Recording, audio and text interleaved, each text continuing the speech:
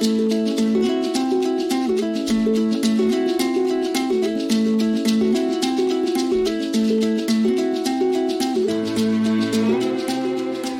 hello and welcome back to the Panti Personals, your escape room from all the repeated horrors of the daily news. I'm Panti Bliss, Queen of Cable Street, and with me in the parlour today is a man who, much like Madonna and Beyonce, gets by on just his first name. It's musician extraordinaire Daithí, who crosses Irish trad and culture with techno-pop and house music. He had a viral hit a few years back, making his 90-year-old granny Mary Keane telling the story of her young days and falling in love with synths and bass. But more about that later. In the parish of Ballyvaughan, County Clare, where he's from, he's known as Daithí O'Droney, one of the Dronies, steeped in traditional music. His grandfather was Chris Dorney, the well-known concertina player. But while Daithí was playing the fiddle as a 6-year-old, somewhere along the line he picked up the bass guitar. And later, when he dipped into digital tech, a very electronic Irish star was born, rooted in the sounds and culture of the west of Ireland. He's twice Choice Prize nominee with his own work, but he's also got a side hustle with Bell X1's Paul Noonan performing as the Houseplants, and they just got an nod this year for their recent album.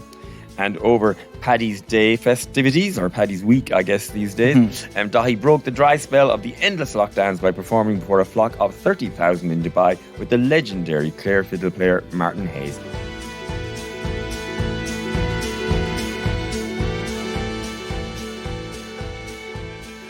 Daithí. Thank you. Hello, how are you getting on? I'm good. That was a great intro. You really covered everything there. Well, that's I do my best. That's what we do. Nice to finally get to chat to you because you've been on our hit list for quite a while. Talking about the whole, the beginnings of the whole Daithí phenomenon, maybe, because you're. We have some things in common. Yes, we do. We're both culchies. We are. We're both from small towns in the west of Ireland. I'm the child of the local vet. Mm-hmm. Like. You are deeply steeped, soaked, dripping in trad, really, music, aren't you? Yeah, for sure. Yeah. My family would be quite a well-known traditional Irish musician family. Chris, my grandfather, who recently passed away, was one of the great concertina players in the country and was a really, really amazing musician. To be honest, when I was younger, there was no real option to do anything but pick up music, It was there was no real do you want to play music or something like that? It was like, okay, well, you have to pick an instrument. Which instrument are you picking, I picked fiddle. My auntie-in-law taught me fiddle from a very, very young age. I was learning traditional Irish music the whole way through. In a way that felt like a chore, or you loved it? Honestly, it was, one of those things I think most kids will experience at some point where they kind of pick up an instrument and they're kind of forced to pick it up and they kind of have to go to that class every week and that kind of thing, And I didn't have a massive amount of interest in it at the time. And then I went to secondary school and I started playing in these bands with mates of mine and stuff like that. And I was playing bass guitar. And then I went to boarding school for 2 years and I basically hated boarding school. Really didn't like it at all. It was really sports orientated and I had no interest in rugby or anything like that. That's another thing we have in common. Yeah, right. You went to boarding school as well. To the boarding school. Yeah. Mine was not a rugby playing boarding school. I went to Gormanston in County Meath. Right, okay. Which is sort of no longer there as one people. It was deeply GAA. We weren't allowed to play what they considered English foreign field sports. Really, yeah. No soccer, no rugby. Yeah. And my one was Rockwell College. I had kind of decided to go there because I was like, oh, this would be great. It'd be like Hogwarts or something like that. That's what I was kind of thinking. And it really wasn't that. So being in a band in that boarding school was one of the most rebellious things you could possibly do. I used to always laugh, even at the time it was mine. The parents, they would come in the front, which had the sort of ornate gates and a lovely drive, and there was some golf holes along the way, and that's what the parents thought the school was. But we weren't even allowed out that side of the building.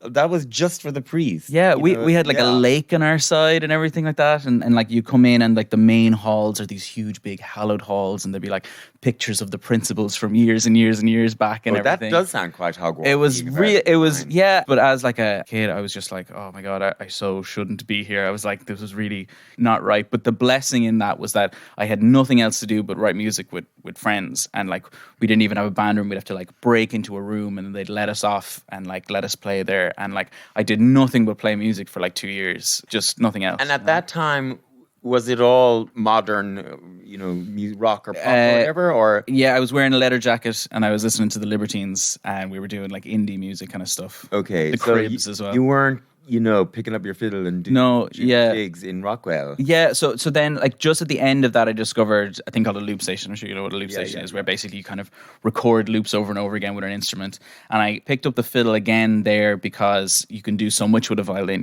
like a violin has these big long bow sounds, so you can make almost like these synthesized long sounds. You can pluck it so it has these like little staccato-y rhythms as well.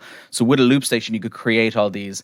And then when I got to college, I was in college in Connemara. We did TV, radio and journalism in Carraroe, and it was in the middle of Connemara. So if you had a house party, there was 100 people going to your house party, and there was nothing you could do about it. So that was where I started like performing to people in those house parties, and that's where I slowly started to get into the kind of the more electronic stuff. And then I discovered the amazing Galway DJ and house scene in places like the Blue Note and stuff like that. But all of through this part of the story, is the trad music somehow going along with you for the ride? Absolutely. I'm pushing away against it as much as I possibly can. Like at that age, I was like pushing back against it the whole time. And like I was rolling along and like doing all this kind of music and stuff, but I kind of wasn't really thinking about it at all as a kind of a traditional thing. And I think like most young people at that age and around your kind of early 20s, I was like pushing away from where I was from, pushing away from the culture that I grew up in and stuff like that.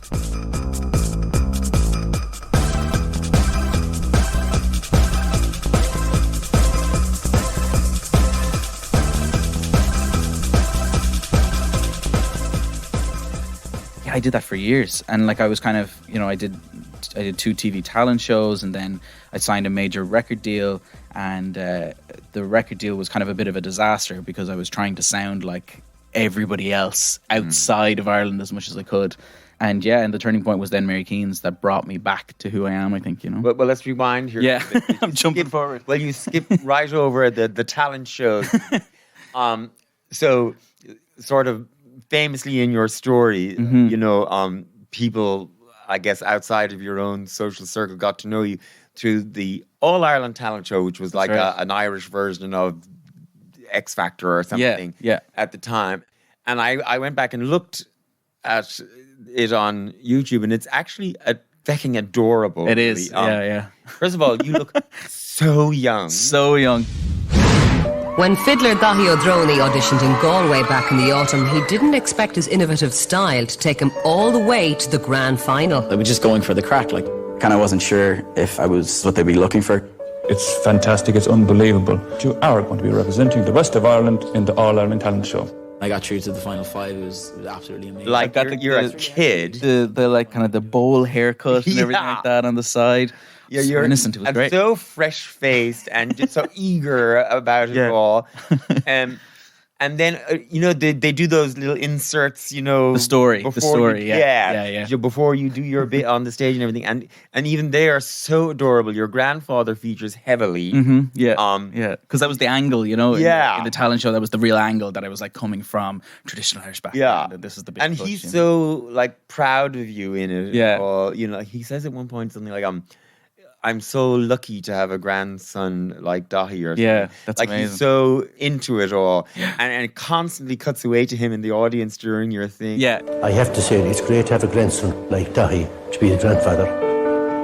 Something special. He was like center place in the crowd. Yeah, it's very adorable. But now, you almost accidentally ended up in that, right? Yeah. Like, I mean, so I was doing journalism in school pretty much, and we were kind of big into TV and how the cameras worked and everything. And we got an email in the school saying like, oh, there's going to be this like kind of audition thing in NUIG for this new RTE show. And if you want to see like how a real TV crew works, like it would be really good to enter this because you get to see them or whatever. So myself and like 3 other friends from that college course went in and I kind of entered, and it was over like the course of a weekend, and I started getting through the kind of the ranks of the people. I started getting a bit serious because I was like, okay, actually there's something like actually happening here. Yeah. And I remember calling. I worked as a tour guide in the Elwee Caves at that time. Oh my God, you're like cliche. You're like the kid from Ballyvaughan is the actual tour guide in the Elwee Caves. Yeah. We loved the Elwee Caves. Oh man, it was amazing. Oh my God. Yeah. And it was such a well-paying job because it was like there was tips at the end of the tour, and I was a young Irish fella, and you'd ham up the Irish accent really heavily, and you get a load of Americans in through, and it'd be brilliant, it'd be great. But then I remember having to call the cave at like on the Sunday, kind of going like, call the cave. I had to call the cave, and and I had to tell them that I was like, this is, I think I'm actually getting through something here. And then they're like, okay, cool, you're into these like semi-finals. And the thing that people kind of don't really realize about the All-Ireland Talent Show was that it was like a hybrid of like a talent show of like a political campaign. And they had split everybody up into the sections of Ireland, right?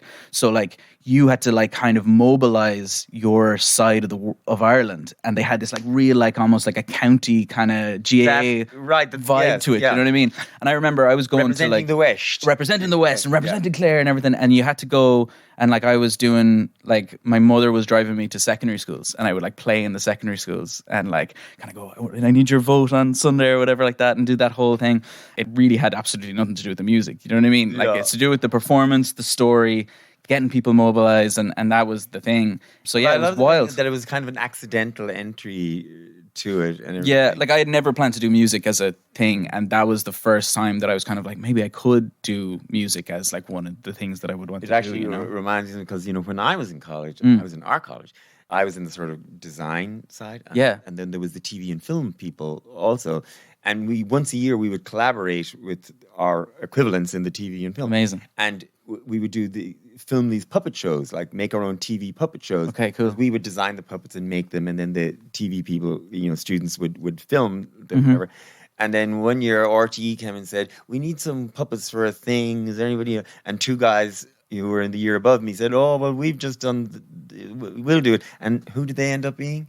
Zig and Zag. Oh my God! Yes, wow, so there you go. Were like leaving after lunch every day to go and be Zig and Zag. And like you do fall into those things as well, especially in college where you're kind of just rattling through and kind of saying yes to everything and messing around.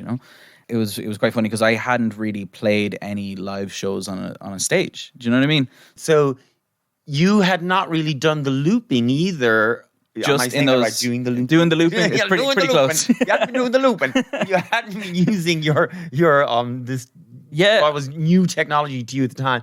You hadn't done it live in front for people until you did enter that. Yeah. I mean, I had just been doing it in the house parties in the college, and like that was in my first year in college. And then you were put onto this like full on TV stage, and it was like giant. It was huge. And then I came out of it afterwards, and I did that one, and then I did a show called Must Be the Music, which was like a Sky One version in the UK, and that one was insane on a scale that like was just absolutely crazy. And I got to the final of that was basically like, they had one person from Scotland and one person from Ireland and one person from England, and like that one was wild because it was kind of supposed to be against the X Factor where everybody was writing their own original music instead of doing covers and stuff. Okay. But the big thing was, and their big kind of twist was that they were like, okay, well, when you perform that track on that night, we will put your track up on iTunes and people can buy it on the night. The place of my first taste of freedom. The welcome faces I recall.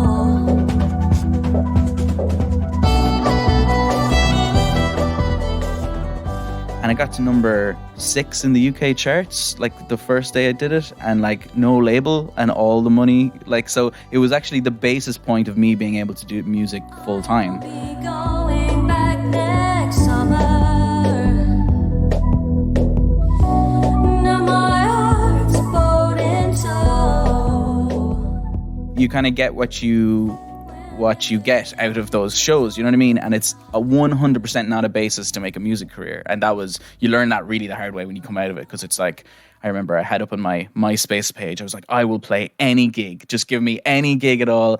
And then I got lucky where I met the owner and promoter of the Roasting Dove, Googie, And I kind of told him that I wanted to play music a lot. And he put me upstairs in the Roisin Dove every Wednesday for like 2 or 3 months. And like I was just playing improv, looped sets with the violin for 2 to 3 hours and literally just learned how to play in front of an audience. And that's where I kind of then started like doing music kind of full time, you know. So go back a little bit to your granddad, who's you know, the breakout star of the All Ireland Talent Show. Because he died just recently. Yeah, he died last year, and it was quite sad because you know, it was during the middle of one of those kind of really intense lockdowns, and for my money, it would have been like almost like a state funeral kind of thing. Like, you know, he had so many connections between all the kind of the Irish traditional scene and everything. And even as you said in that intro, like I played with Martin Hayes in Dubai, and like every single traditional musician who was there would come up and kind of go, I met Chris at this and I met Chris at this. And they all had these like amazing stories about him. And he had more of a social life than I did. He was like traveling to like Boston to play in all these places. And he used to play on these cruises. They'd invite him onto a cruise and then he'd play for the entire cruise and then he'd come back and stuff.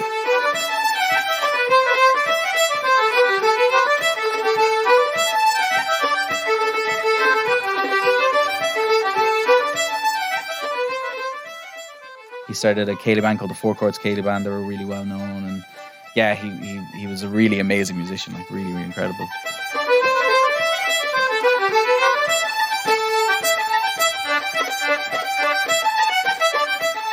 And it's interesting because you know, he being so steeped in tradition and everything, and then it's even interesting watching you on the All Ireland Talent Show, so proud and all.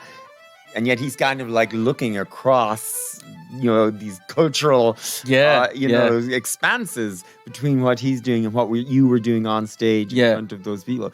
Did he really appreciate what you were doing, do you think? Yeah, I mean, it was quite interesting. So like my grandfather would be known in the traditional world as being like really down the line in terms of traditional music. Like he really stays steady. There's no, like in his playing, his style of playing is kind of like, there's a special playing from that part of Clare where it's like, there's no like kind of fanciness to it at all. It's straight down the line.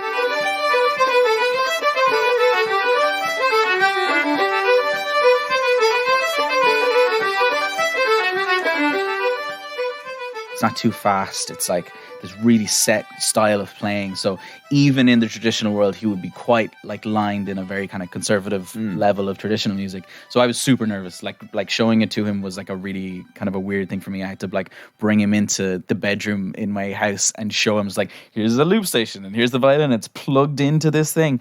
And then I played it for him and I was super nervous that he kind of wasn't going to take it at all. But I think that the blessing about it was that I was actually at that stage so far removed from traditional music that I wasn't sullying traditional music in any way by kind of trying to inject all this stuff. And at this stage, like I kind of completely agree with them. You know, traditional music is so beautiful, but if you start trying to mess with it too much, suddenly you've kind of ruined the beauty of the traditional music. So it's a thing that I'm super conscious about when using any type of traditional Irish music in my own music as well. It's like there's a certain tradition there that if you mess with it too much, you take away the power that it has, you know. So I read a quote from you, I don't know how old it is, talking about your own fiddle playing and saying that, you know, you weren't a great, you know, master player, but really what was good about yours was really the energy you were throwing into it. 100%, yeah. You still feel that way. Yeah, for sure. Like, I mean, I wouldn't be a very, very good violin player or a good fiddle player. Like, you know, I just wouldn't have the kind of, like a traditional Irish musician who plays fiddle is like, it's such a vocation, and you sit down and you do hours every day of just the violin and nothing else, and you concentrate on that. Whereas with me, I have a much more technical mind. I'm more of like a music producer and a performer rather than just a set musician who plays the fiddle, you know? So for me, the thing about the violin that is strong in my own music is basically, you know, I'm playing live and you pick it up and you pull the bow across the whole thing, and it has this like powerful effect on an audience.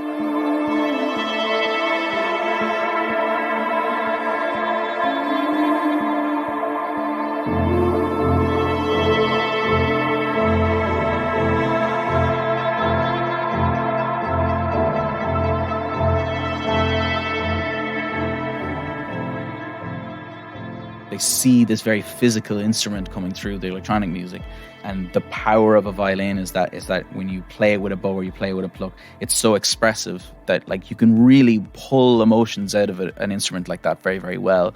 And that's what makes it so powerful, because you can move that bow along the string 7 different ways and it would denote 7 different emotions the whole way through, and you get to feed off a crowd, and then you pull it, and then it's like you're feeding off that crowd and the cycle starts, you know. So that's what's really special about the violin in this electronic stuff, I think, you know. So, yeah. I want to talk to you about this song where your granny ended up going viral.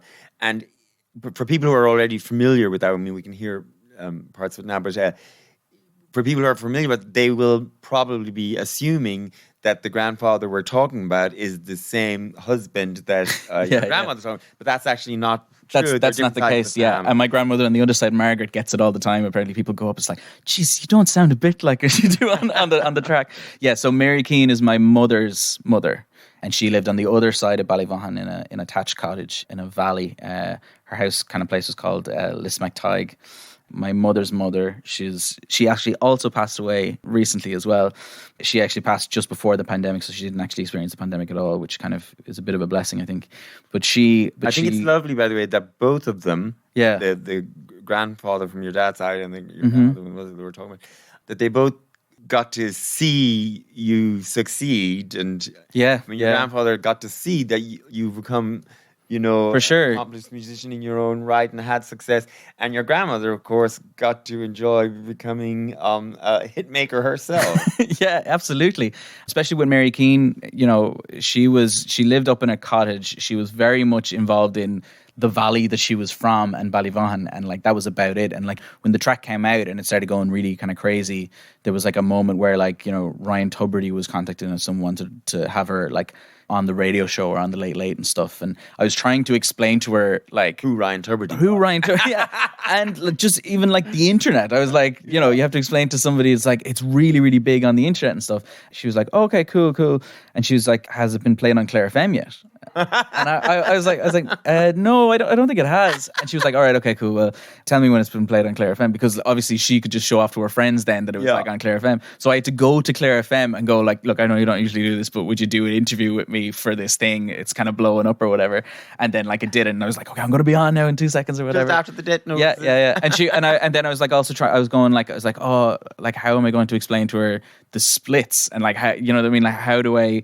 She is owed 50% of this track and everything. And I was like, so like, how would I even pay you into this thing? And she was like, oh, you know, all I want is a great grandson or a great grand. I was like, oh God, like, so yeah, that was always her pull. But yeah, so there you go. I mean, anybody who hears that song will sort of immediately fall in love with her. There was an awful lot of people on the run, they used to call it here. How many people slipped in our mountain up here every night? All around our valley slipped up the side of the mountain.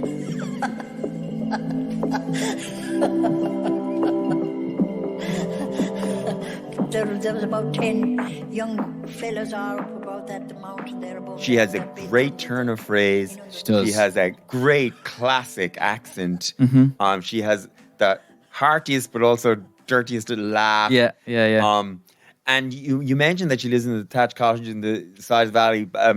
One of my favorite parts, you know, is her describing the valley and talking about her valley and living in the valley and about, you know, young fellas on the run going up the side of the mountain to hide. You know, like she speaks about the landscape in a way that I just don't think people speak about the landscape anymore. Right. The sense of place is pretty rare for people my age anyway, where it's kind of like, you know, you're not tied to any one place because you're kind of on the internet all the time, say. Yeah. Whereas like my grandmother was like her entire being, her entire world was this one valley and everybody in it. And like that idea and that sense of identity is kind of lost on us, I think, a lot of the time. Yeah. Well, I think we have formed our sense of place and identity through just different avenues. I mean, 100%. There's something very, I don't know, refreshing now to hear somebody really place themselves on planet Earth based on the actual rocks that are around her. Yeah, you know? yeah. And I have a minimal amount of appreciation for that now as well myself, because I've started coming back to Ballyvaughan a lot more now since before the lockdown. And like, if you had told me at like 22, 23, oh, you're going to really enjoy being back in Ballyvaughan, like I would have told you were nuts. Like, and just the idea of you start getting older and you start seeing the stuff that like other people are there and why you would appreciate places like that. And then you start getting like a kind of quite a strong like pride of the village, and like it's more outward facing. It's like, what can you do to help bring this place up? And I see it in people my age all over the place. You know, like Connolly's of Lepp, for instance, down in West Cork is the same thing, where, you know, there's a fantastic scene in Burr where these people have come back and are like breathing new life into these areas. It's one of my favorite things that's happening in the west of Ireland, is that people are coming back to their areas and kind of taking ownership of them a little bit more, you know, which is great. And also, in particular, the part of the west of Ireland that you are has this sort of clash of old and new, because it still has the great sort of musical trad traditions. People are drawn to the area for that. Other trad musicians end up moving there specifically for that. And then at the same time, there's this whole other, a new culture based around surfing and all of that. Cheek by jowl, like it's kind of reinvigorated the whole area.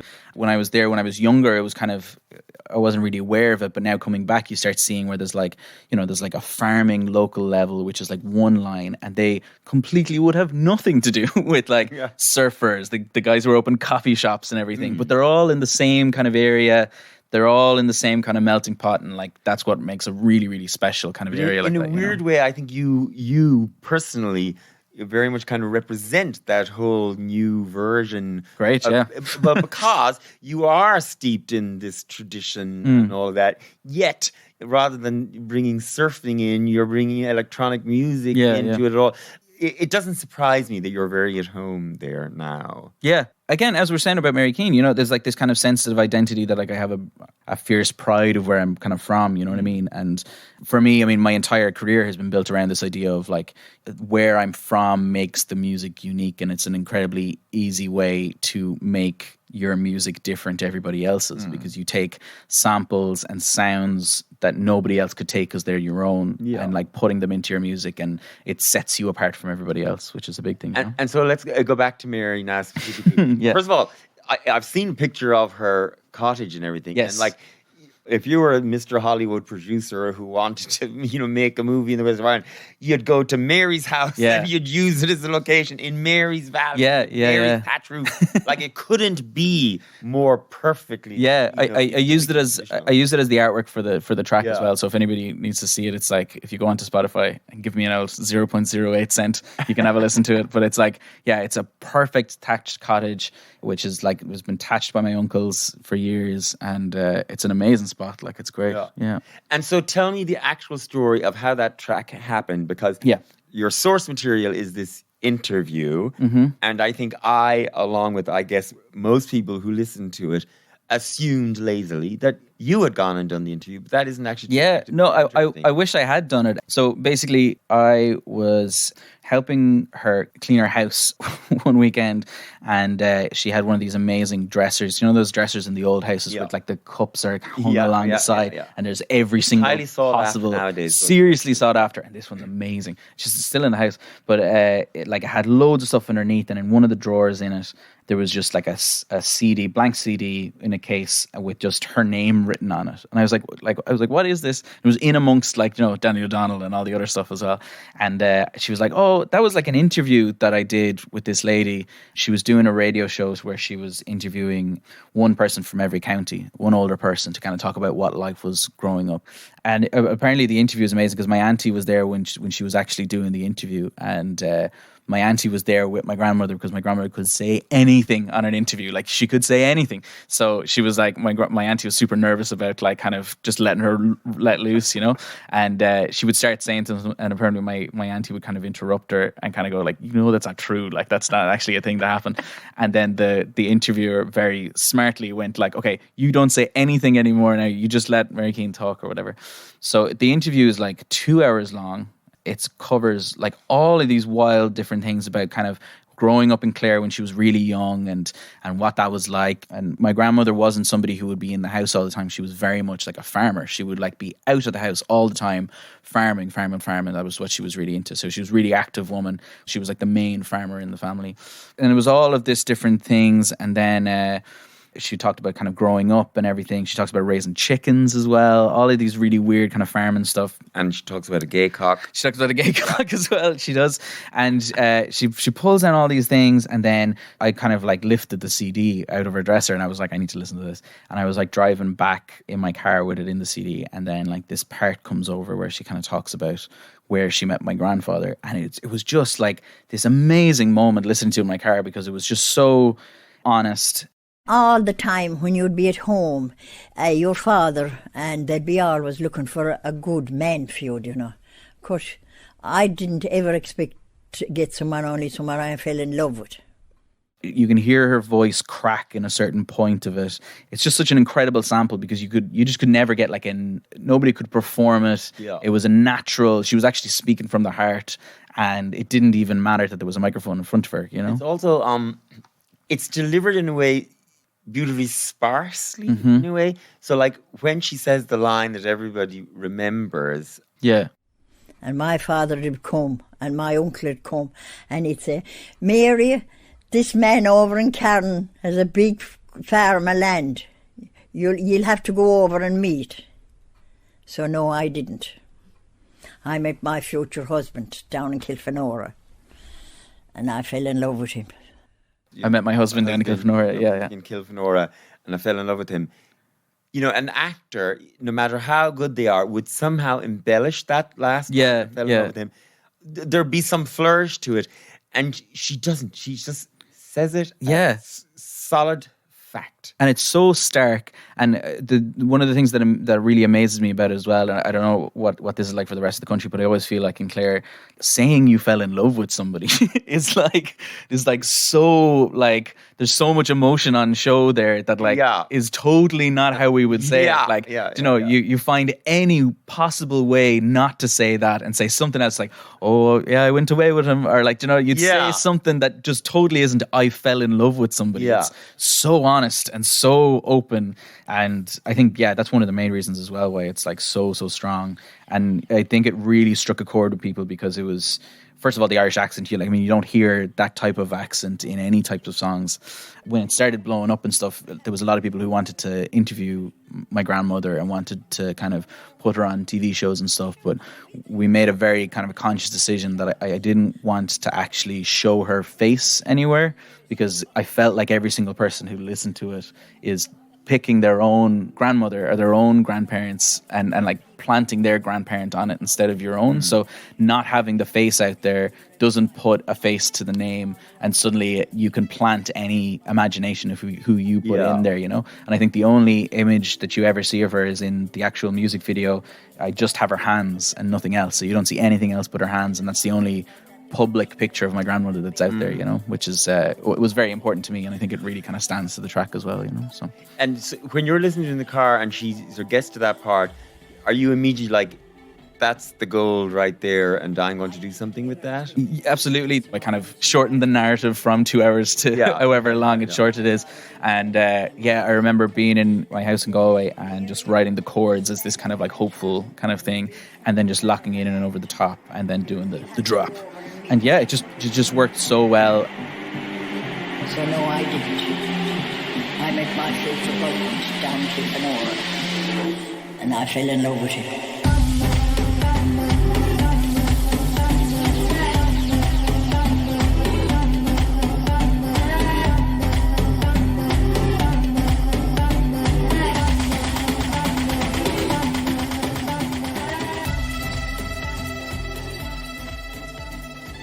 And I didn't really do a huge amount of an iteration. And at the time, like I had just left a major label, and I had been doing these like 3.5 minute pop songs kind of things because I thought that was the only way you could get on radio or anything. And that song is like 5 minutes long, and like trying to, I was like, there's no way this is a single. This is like, it's just way too long. And there's like a woman talking for the first like half or whatever. And then we put it up, and it's like the biggest radio play that I've ever gotten. To get someone I fell in love with.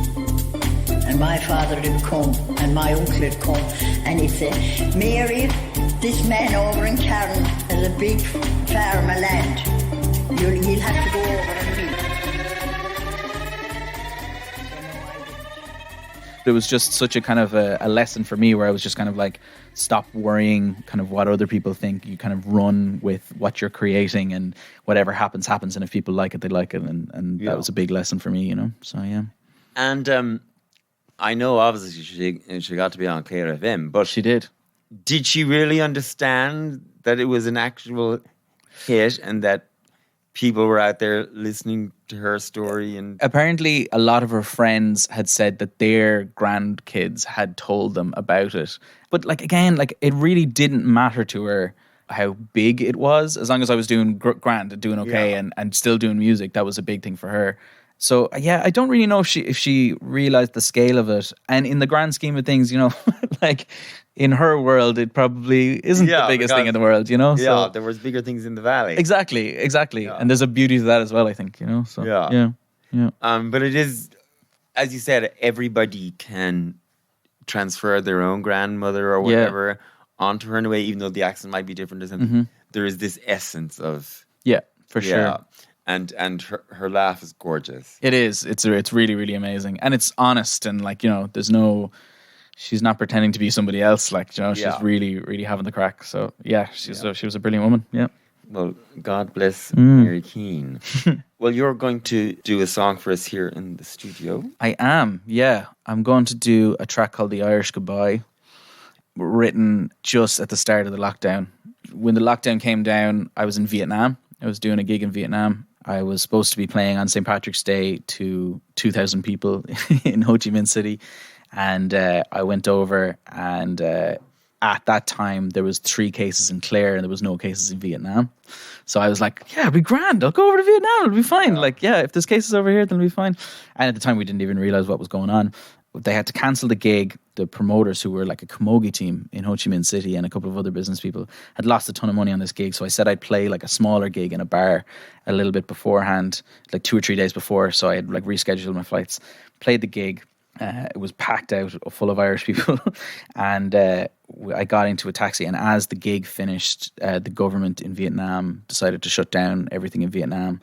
And with the type of government that it is, the army came out and started shutting down all of the shops and the bars one by one by one. And I was in a taxi as they were like, the army was out shutting down all the stuff. Got to the flight. Shutting down everything right there. Every single thing. Yeah. You can get a balloon of nitrous oxide. I've been to Vietnam and Ho Chi Minh City, and it is a lot more fun than you would imagine. It is. It's a lot of fun. The weirdness of you're in a nightclub or whatever, and they're like wandering around selling balloons of nitrous oxide that people are just like inhaling, you know. It's nuts. Around, like, what? That? And there's a big Irish community there and everything as well. Yes, I met Irish people when I was there. The whole place was shutting down, and I got into the airport, and I was the last flight out of Saigon, and all the American flights had cancelled, and there was all these Americans freaking out. And if I hadn't gotten that flight, like, I would have been there for 2 or 3 months, you know. But I had done all these recordings. True. But everything would have been closed, you know. Right, so it would have been no joke, I think. I had been recording all these kind of stuff while I was there with this little kind of hand recorder that I had. And when I got home, I decided, because we were in lockdown, there was nothing else to do. And it was that moment where I think a lot of creative people were kind of going like, what the hell do I do now? How do I do this thing? So I did like a live stream over the course of like 2 or 3 days, and wrote this song called Irish Goodbye. And it was kind of interesting because it was like, you know, I was doing it in front of a whole pile of people who were experiencing the same thing I was, and everybody was kind of hanging out in this live stream. The song kind of turned out quite kind of, there's a kind of a cool kind of a melancholy happiness kind of thing going on, which I really liked. So that's what Irish Goodbye is. Yeah. And I assume that the title is a reference to what Americans call an Irish goodbye, is it? Yeah, absolutely. Yeah, Americans refer to an Irish goodbye to being, you know, you're at a party and you don't say goodbye. You just leave. Slip out and disappear. Yeah. And they think it's rude. Yeah. Whereas I'm like, I always do an Irish goodbye at a party, and it makes sense to me. And I think maybe it makes sense in Ireland more. Because you get stuck. Yeah, if you start saying goodbye to everybody, you'll be nightmare. there for another hour. You have to say goodbye to 100%. everybody, and then they'll all just have one more. Yeah. Say for you'll have another. You will. All that stuff. At 5 or 6 o'clock in the morning at an after party, like, it's vital. It's an absolutely vital act that you're like kind of leaving without telling anybody and just disappearing into the ether. And it's got a nice kind of mysterious feel to it as well. I think, I'm totally into it. Well, let's have our Irish goodbye.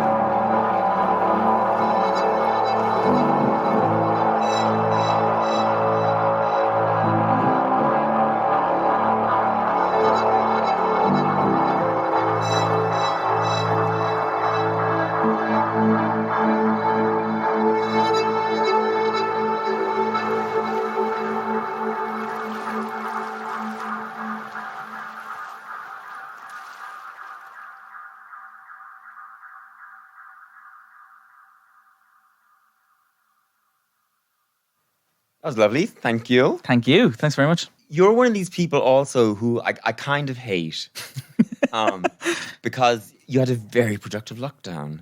But I will say in a way that you were kind of lucky that you had a project that was outside of your normal stuff that was also creative. And tell me about the Beekeepers Retreat. Yeah, so after I spent about like 2 or 3 weeks in the first lockdown in Dublin, and I started realizing that it was going to get very quiet in Dublin. So I said that I would go back to Clare when I could.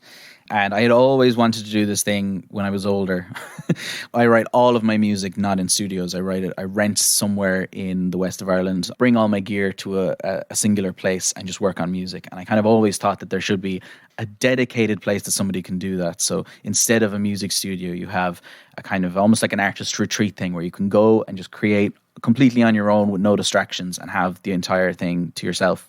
And I had always wanted to do that, and the lockdown kind of brought the whole thing forward. So myself and my family were given a kind of a chance to take on this house that was this amazingly gorgeous, incredible house very, very close to where my parents live in Ballyvaughan. It's an absolutely gorgeous house, and it had been not lived in for quite some time, so it needed a bit of TLC. So I spent most of the lockdown doing the DIY of building back up this house and kind of... Are you a DIY guy generally? I would be kind of DIY. I'm a lot more DIY now after taking on this and stuff. You could plaster a wall. Or... Yeah, there's a toolbox in the car now. Like that's my identity now, you know. But yeah, and like, you know, I mean, I guess it's the same as the bar, right? I mean, it's kind of, suddenly it was this thing where it was like, okay, this is amazing. It's like a kind of a thing that I can do with my family as well, who are kind of there, you know, kind of connected much more with my family. You know, my auntie runs a B&B, so she has these big sheet cleaning machines, so she cleans the sheets, and we do the turnovers with my mother, and, you know, any of the kind of the bigger stuff my dad helps me with. And so it was a real kind of a family thing, and I did it with my partner Norma, and we lived in the house for whatever the 6 months it took to build it back up. And it was just a really, really nice time. And I was kind of, because music wasn't really happening at that stage, I felt a bit useless. You know, you'd spend 10 years working on this craft that you couldn't do anymore, and you feel like you're kind of, well, what good am I, you know? And then you could kind of go out and you could do gardening for a couple of hours, and you'd know that you'd done something useful with yourself. Yeah. And now Beekeepers has become this really amazing artist retreat. We're in our second year now. It's been kind of booked out solidly throughout the year. The general idea is if you're a musician, you would spend, let's say you spend €300 for a day in a studio, you could spend that and do 2 or 3 nights in the Beekeepers instead, you know? So it's an affordable way to go get out of your apartment or wherever you're staying, be completely on your own, or be there with your band, write completely in a beautiful location, and really experience Ballyvaughan in a great way, you know? So yeah, it's been fantastic. It's been great. And it's not just musicians who've been using it, right? Yeah, writers, script writers. My partner Norma's in film, so we get a lot of those type of people as well. Those type, you know those type of people. But we get lots of script writers, and we get all sorts, and even painters and all sorts of stuff. I read a brief, you know, list of various people who've been there, and recognized quite a few from our great podcast guests. Yes, yeah. Nilo was there actually, and is going back again pretty soon. Elaine has worked there. Saint Sister has worked there. Yeah, that's right. Yeah. The whole gang. Seems like there's a line. What you want and what you like. Alvaretti was that? Alvaretti was down with me. Yeah. So there's plenty of people going down, and it's been going really well. Yeah.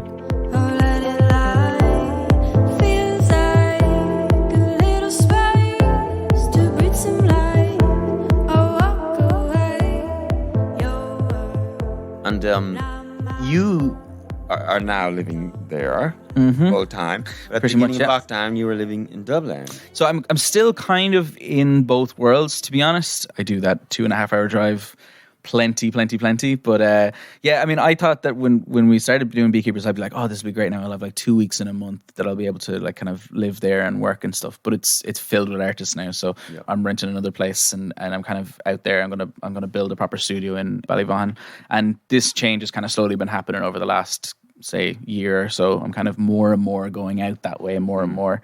Yeah, look, it's just a really amazing place to write, and it's a really great place to kind of create music. Well, speaking of places and all, talk to me about the new album, in particular this song and video, Familial.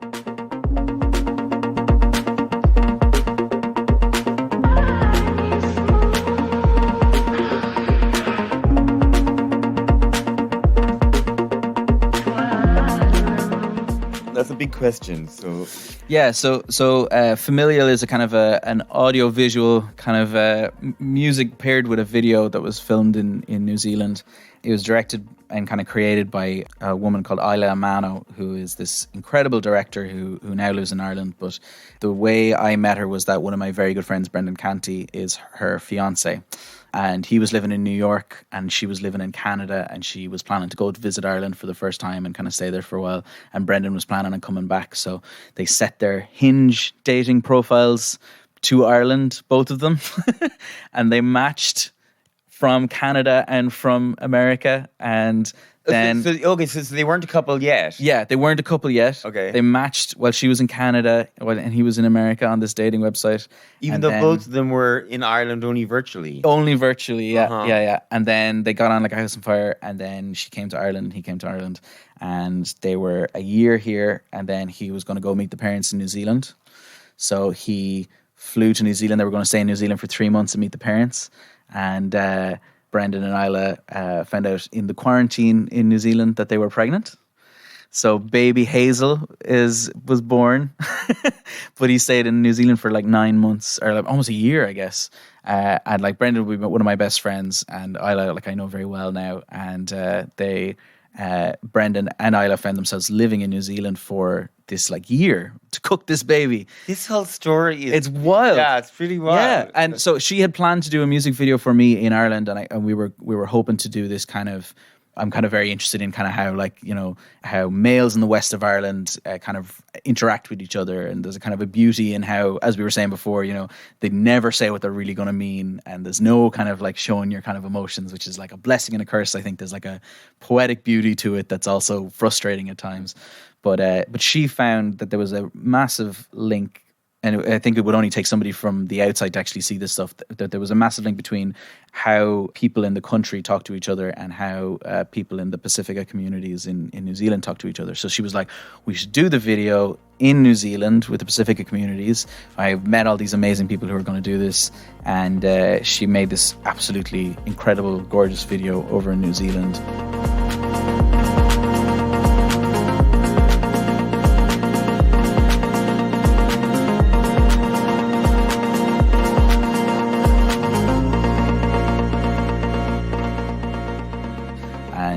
The thing that excites me about it most is that you can see all these links. They're extremely religious as well, and you know, they have this like long history of religion and stuff as well, and you can see all these links, but it's so completely removed from my own culture, but you can find all these links, and that's the thing that's been really exciting to me. And it's kind of one of the main bases of the album as well, is this idea where it's like looking at other parts of the world and finding connections between the Irish and abroad and stuff, you know. So yeah, so for listeners, they should definitely check it out. It is a beautiful film.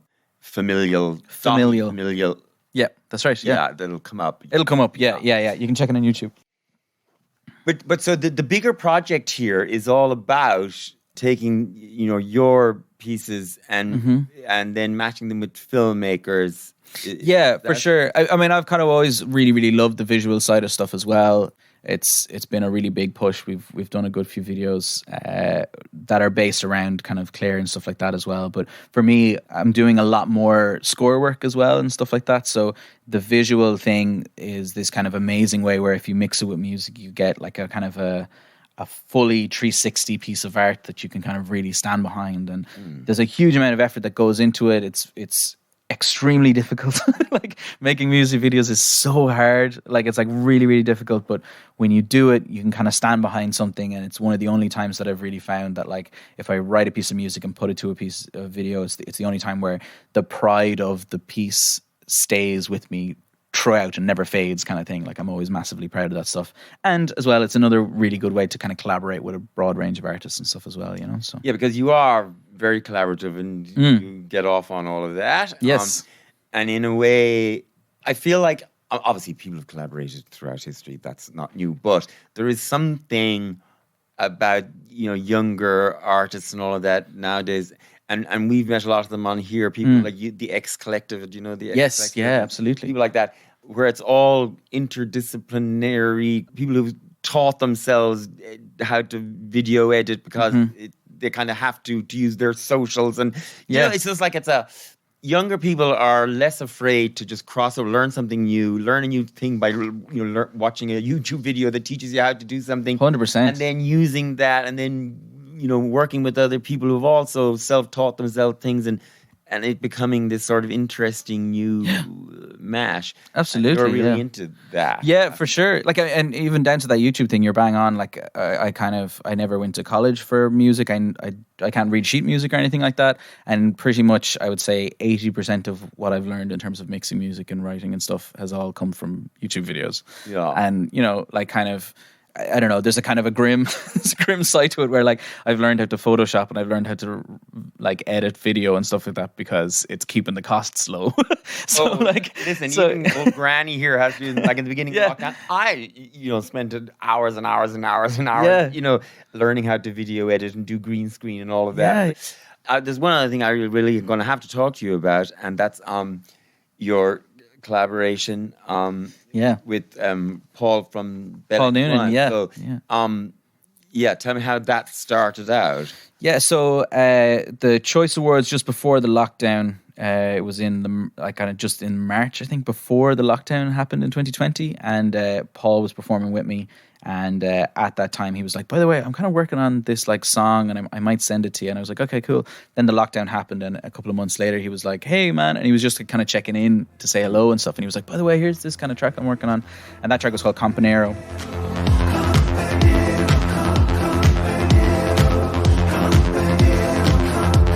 You're still sleeping. I'm just staring at your face. I guess it's kind of and I started working on it with him, kind of producing it for him kind of thing. And I was kind of like, okay, I'll produce this track. How had you gotten connected with him in the first place?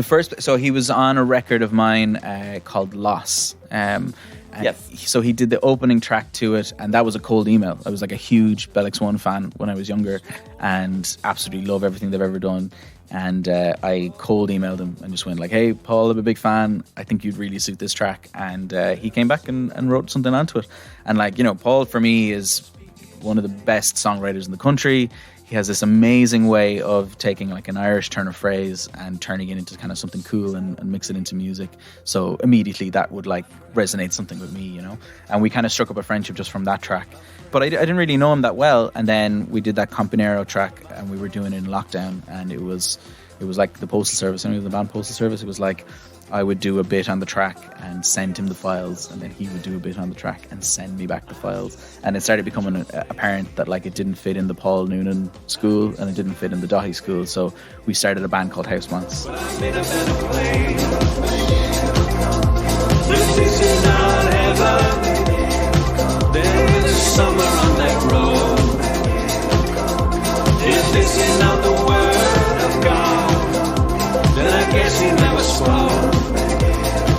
Yeah, I guess he never spoke. And then after the lockdown, we kind of released a record called Dry Goods, and we've been playing gigs as a full band for that now. So it's like, proper drummer, bassist, and kind of piano player. Sinead is doing piano and vocals and stuff. Paul at the front is a front man. We all wear suits. It's very cool all together. And it's been brilliant. It's been really, really good. And it's I think it's played a role in myself and Paul's life of this, like, we didn't have a huge amount of social musical outlet during the lockdown, and now we get to like go for a meal together before the gig, and everybody hangs out, and everybody's like having a good time, and everybody's like having really fun at the gigs and stuff like that. So that's the role I think it's playing in our lives. Like, so it's been lovely. It's been really nice. I love the song, What's With All the Pine. Yes, yeah. Well, what's with all the pine? Yeah, what's with all the pine? What's with all the pine and those color-coded spines? What's with all the pine? It's so quirky and fun, and I was watching the video and it's very cute and all that, but also I'm just like, this is a lockdown video, and yeah, I don't ever want to look at another lockdown video. I could just tell it's very cute and lovely. Yeah, but yeah, I know yeah. that this was made because you couldn't get together. Yeah, and What's With All the Pine is based on, and you'll know this yourself as well, there seems to be some weird thing that has happened to the west of Ireland where every single house has this like orangey pine everywhere. And I remember Paul sending that track to me, like I had done the beats and he had sent on the lyrics, and I was sitting in my parents' house with pine everywhere. Like my family's kitchen was all pine, and I was like, well, fuck you anyway, like Jesus. But yeah, so he nailed it on the head, and yeah, it's a lovely track. Yeah. It is true about the pine, although I think of it as being yellowy, and that's why it bothers me. It's like it's like the doors to the floor, to the skirting boards everywhere. Like some guy made a killing on pine in like the 80s and 90s. I don't know. Well, I have a thing about the creeping, middle classization, good taste, and wouldn't that inverted commas of the countryside is kind of killing it because, in the old days, every West of Ireland village, the insane colour of all the houses and everything. Yeah. And that was because people literally went up to their local paint shop and says, what do you have? Absolutely. What's cheapest? I'll take the one I find least offensive or whatever. Yeah. But the overall effect of that was this riot of colour and everything. And now everybody's got taste. So now they're all beginning to paint their houses greys and greens. The set modern colours. And I'm like, no, where's the puce? Absolutely. The near yellow and all that. Yeah. Oh. I'm a big fan of the Ballyvaughan cottage. Well, as my obviously, push. But you come from a high bar. You're That's true. We can't all live in that idyllic setting. Daithi, it's been absolutely lovely to chat to you. Thank you for having me. I'm a big fan of the show. Thanks. Did you come all the way up from Ballyvaughan? I actually came from Rome. I was in Rome. Of course, you came from Rome. I was in Rome. I was in Rome yesterday, so I've come back specially. Yeah. Well, from glamour to glamour. Exactly. Yes. Anyway, I've very much enjoyed our chat. Thank you. And I'm excited to see what comes out of this whole project with videos and all that. And of course, the album. And I'll have to get me and my collaborators down to the Beekeepers. That would be brilliant. At some point. Anytime. Wreck the guy. Thanks so much. Thank you. Thanks very much.